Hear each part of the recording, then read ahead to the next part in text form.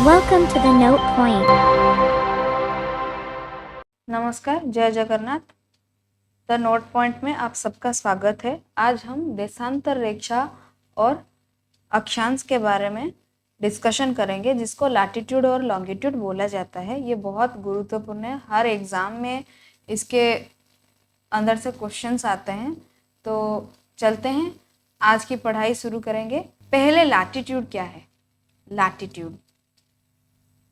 Latitude यानी अक्षांश। अक्षांश क्या होता है? अक्षांश होता है इमेजिनरी लाइंस जो पैरेलली प्रेजेंट होता है इक्वेटर के थ्रू। इक्वेटर को पैरेलली प्रेजेंट होता है। Parallel imaginary lines parallel to the equator, उसको बोला जाता है अक्षांश। इक्वेटर हमारा कैसे प्रेजेंट है? इक्वेटर हमारा 0 डिग्री में प्रेजेंट है। इक्वेटर 0 डिग्री में प्रेजेंट है। सबसे बड़ा ग्रेटेस्ट सर्कल है इक्वेटर। ये सबसे बड़ा अक्षांश, बिग अक्षांश बोलेंगे, और ग्रेटेस्ट सर्कल है हमारा इक्वेटर। सबसे बड़ा सर्कल है जिसको विषुव रेखा बोला जाता है। हर 1 डिग्री के अंदर, ये 0 डिग्री है, यहां से 1 डिग्री के अंदर अंतर में इक्वेटर को पैरेलल करके ऐसे लैटिट्यूड्स आर अक्षांश रेखाएं प्रेजेंट है। और इन दोनों के बीच में जो डिफरेंस है, जो दो अक्षांश के बीच में ये जो डिफरेंस है, 1 degree difference, this 1 degree difference is equal to 111 kilometre. ये 111 किलोमीटर होता है। इक्वेटर क्या करता है? अर्थ को 2 पार्ट्स में डिवाइड करता है। इक्वेटर 2 पार्ट में डिवाइड किया। एक है नॉर्दर्न हेमिस्फीयर यानी कि उत्तरी गोलार्ध बोला जाता है, और एक है सदर्न हेमिस्फीयर जिसको दक्षिणी गोलार्ध बोला जाता है। ये जो डिस्टेंस होता है इक्वेटर का, दो अक्षांश के बारे में, ये जो डिस्टेंस होता है, डिस्टेंस बिटवीन जो दो अक्षांश होते हैं, दो अक्षांश के बीच में जो डिस्टेंस होता है, ये डिस्टेंस इक्वल रहता है।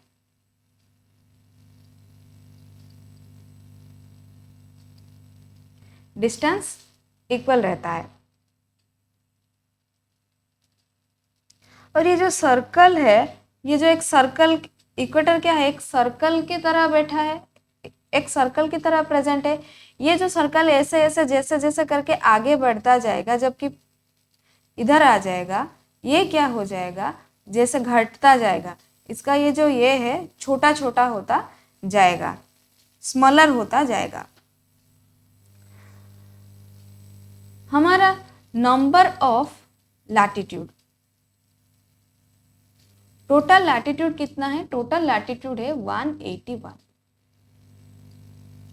टोटल नंबर ऑफ लैटिट्यूड है 181। ये कैसे है? 90 नॉर्दर्न हेमिस्फीयर में है, प्लस 90 सदर्न हेमिस्फीयर में, प्लस इक्वेटर। ये टोटल मिलके क्या हुआ? 181 हुआ। ये टोटल नंबर ऑफ लैटिट्यूड है। लेकिन नंबर ऑफ लाइंस, ये जो लाइंस है, जो नंबर ऑफ लाइंस कितना है? नंबर ऑफ लाइंस कितना है? Number of lines 179। ये 2 घटा कैसे, ये 2 कम कैसे हो गया? जैसे जैसे ये क्या करेगा, ऊपर ऐसे ऐसे जब आगे बढ़ता जाएगा, यहाँ पे क्या होगा? यहाँ पे ये डॉट फॉर्मेशन हो जाता है। ये बहुत छोटा डॉट की तरह दिखने लगता है। इसको बोलते हैं क्या? नॉर्थ पोल।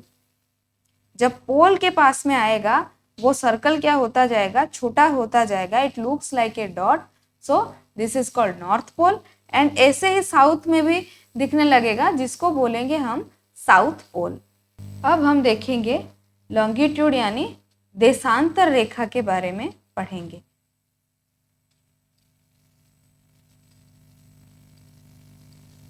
लॉन्गिट्यूड से हमें क्या पता चलता है? हमें लॉन्गिट्यूड से टाइम के बारे में पता चलता है। टाइम जोन्स यानी कि इसको मेरिडियन भी बोला जाता है।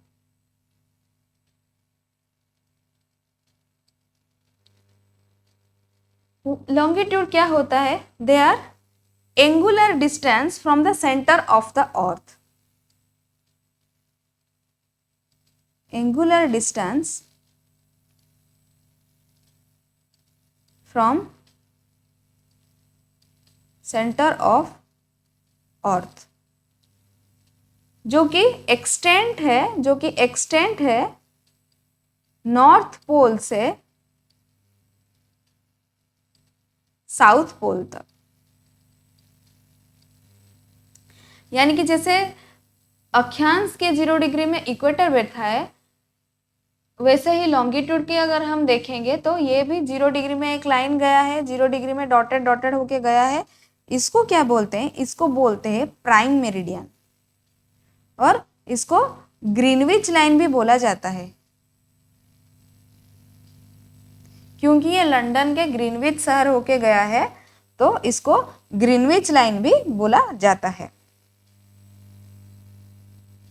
जैसे इक्वेटर ने northern hemisphere and southern hemisphere में डिवाइड किया था हमारे अर्थ को, वैसे प्राइम मेरिडियन क्या करता है?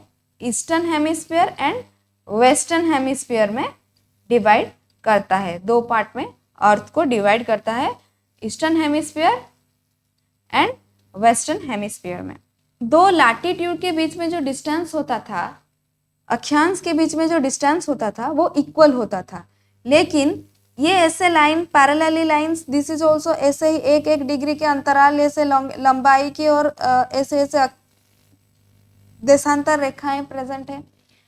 ये जो डिस्टेंस है, ये क्या है? ये this distance is not equal, this distance are not equal.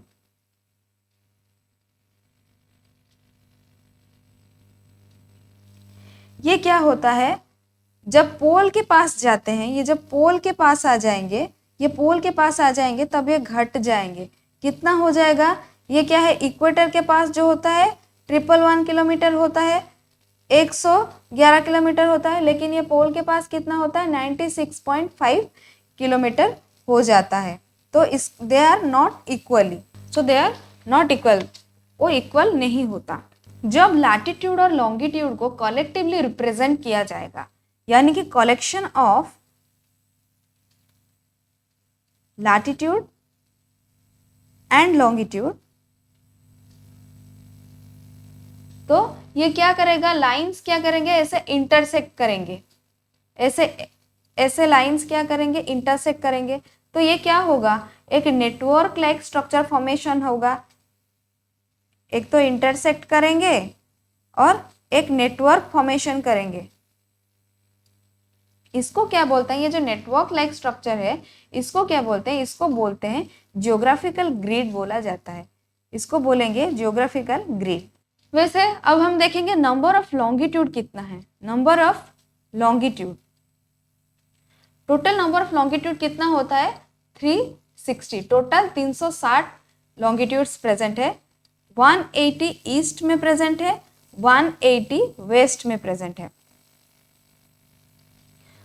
मैंने कुछ देर पहले बताया था कि ये जो लॉन्गिट्यूड है, यानी कि देशांतर रेखाएं हैं, इससे हमें टाइम के बारे में पता चलता है। तो जब ईस्ट की ओर ये लाइंस है, यहाँ पे क्या होता है? तो यहाँ पे अगर आगे बढ़ते जाएंगे तो क्या होता है? यहाँ पे प्लस होता जाएगा, और वेस्ट में क्या होगा? वेस्ट की ओर अगर जाएंगे तो ये घटता हुआ जाएगा, यानी कि माइनस होता जाएगा, वेस्ट के साइड में माइनस होता जाएगा। हमारा अर्थ जो रोटेट करता है, अर्थ हमारा जो रोटेट होता है, वो कैसे रोटेट होता है? वो वेस्ट से ईस्ट, वेस्ट टू ईस्ट को मूव करता है। तो जो ग्रीनविच लाइन है, 0 डिग्री में जो ग्रीनविच लाइन गया है, तो ग्रीनविच लाइन का जो ईस्ट पार्ट है, east part of Greenwich line, वो क्या करेगा? सन को अर्ली देख पाएगा, अर्ली देख पाएगा, इसीलिए क्या होगा, टाइम क्या करेगा, ये गेन करेगा, यानी कि प्लस होगा।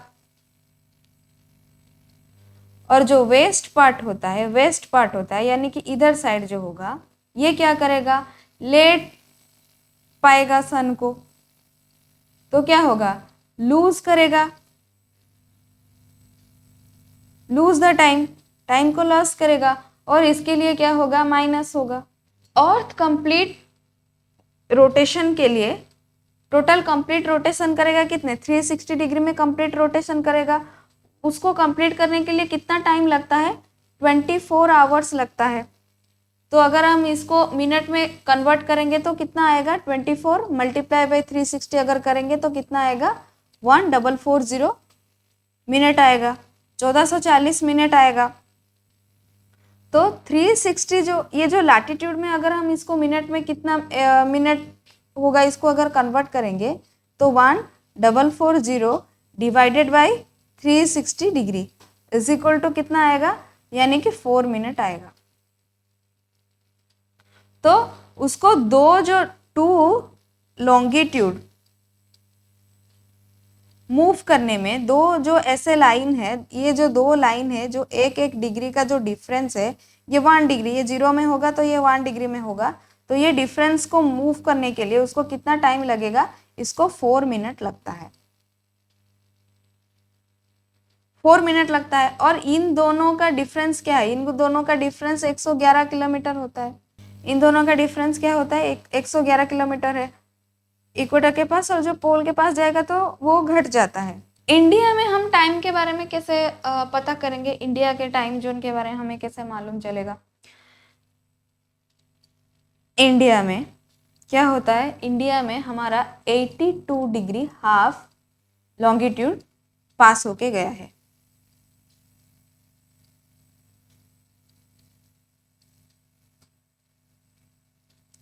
पास किया है, तो अगर हम इसको काउंट करेंगे तो क्या होगा, 82 degree half multiply by 4 minute that is equal to कितना आएगा, 330 मिनट आएगा। 82 डिग्री हाफ को अगर हम 4 मिनट में मल्टीप्लाई करेंगे तो ये 330 मिनट आएगा। अगर इसको हम क्या करेंगे, आवर में कन्वर्ट करेंगे तो ये कितना आएगा, 5 आवर 30 मिनट 30 मिनट आएगा, 5 घंटे 30 मिनट। तो 0 डिग्री में क्या है, लंदन का ग्रीनविच गया है ना 0 डिग्री में, तो इंडिया में और लंदन के टाइम में कितना डिफरेंस है, लंदन के टाइम एंड इंडिया के टाइम में 5 घंटे 30 मिनट का डिफरेंस है। अभी हम देखें कि 4 मिनट कवर करने के लिए, 4 मिनट कवर करता है वो 1 डिग्री देशांतर को कवर करता है वो 4 मिनट में, तो 1 आवर में कितना करेगा, 1 आवर मतलब 60 मिनट में कितना करेगा, 60 divided by 4 that is equal to कितना आएगा, 15 डिग्री लॉन्गिट्यूड। 15 डिग्री लॉन्गिट्यूड, ये 0 डिग्री है, ये 15 डिग्री है, ठीक है। इन दोनों में इसको कवर करने के लिए उसको कितना टाइम लगेगा, उसको 1 आवर लगेगा।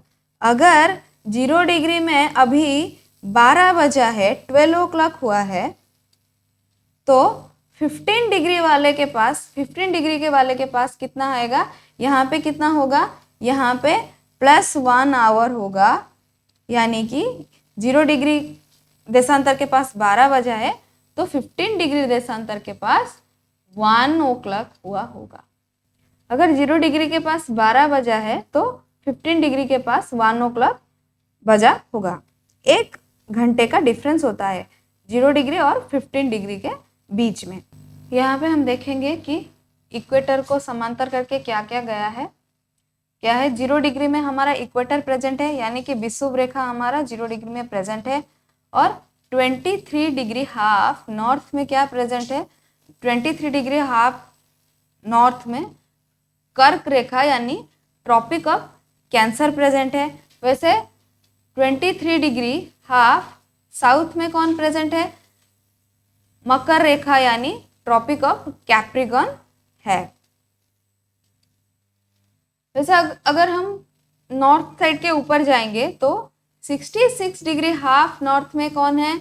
66 डिग्री हाफ नॉर्थ में है आर्कटिक सर्कल, और 66 डिग्री हाफ साउथ में है अंटार्कटिक सर्कल, और 90 डिग्री नॉर्थ में है नॉर्थ पोल है, और साउथ में साउथ पोल प्रेजेंट है। और हमारा इक्वेटर जैसे कि northern hemisphere and southern hemisphere में डिफ्रेंशिएट किया है हमारे अर्थ को, जो 0 डिग्री के अंदर 0 डिग्री में प्रेजेंट है।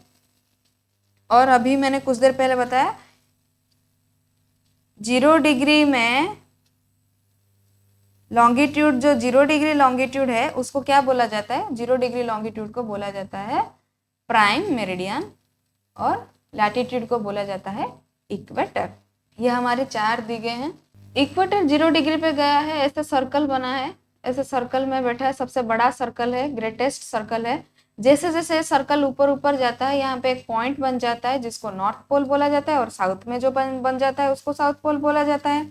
अभी मैंने बताया 23 डिग्री हाफ में बैठा है ट्रॉपिक ऑफ कैंसर नॉर्थ में, और साउथ में बैठा है कौन? कैप्रिकॉर्न।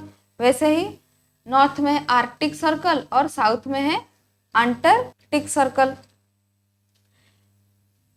इक्वेटर से tropic of Cancer and tropic of Capricorn के बीच में ये जो बाउंड्री लाइन है, इधर क्या होता है?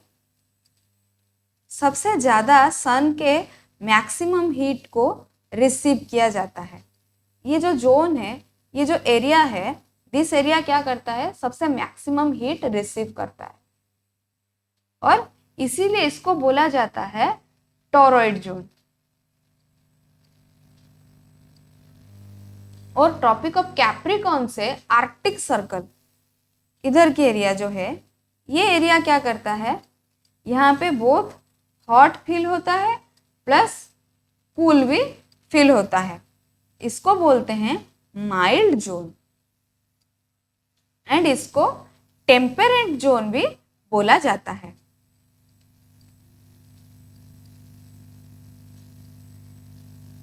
वैसे ही कैप्रिकॉर्न के बाउंड्री से अंटार्कटिक सर्कल तक यही हॉट भी फील होता है, कूल भी फील होता है, उसी जोन को भी टेम्परेट जोन बोला जाता है।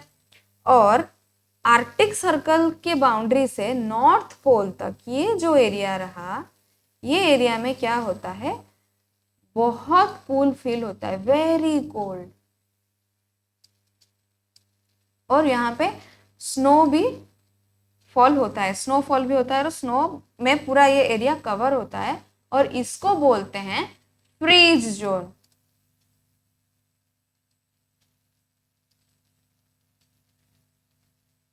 ये एरिया सन की नेग्लिजिबल हीट को रिसीव करता है, यानी कि ये जो रिसीव भी करता है फिर भी यहाँ पे क्या होता है? कोल्ड फील होता है। तो अगर हम देखेंगे, पहला जोन आएगा यहाँ पे पोल के पास, नॉर्थ पोल के पास आएगा freeze zone, and south pole के पास भी आएगा क्या? फ्रीज जोन आएगा। फिर उसके ऊपर कैप्रिकॉर्न से अंटार्कटिक सर्कल के पास कौन सा जोन आएगा? Temperate zone. और वैसे भी फ्रीज जोन के बाद कौन सा जोन आएगा? इधर एरिया में टेम्परेट जोन आएगा। और इक्वेटर, ये जो जोन आएगा, ये इधर की एरिया जो है, ये है torrid zone. Torrid, temperate, freeze, torrid, temperate, freeze, यहाँ पे भी आएगा torrid, temperate and freeze zone.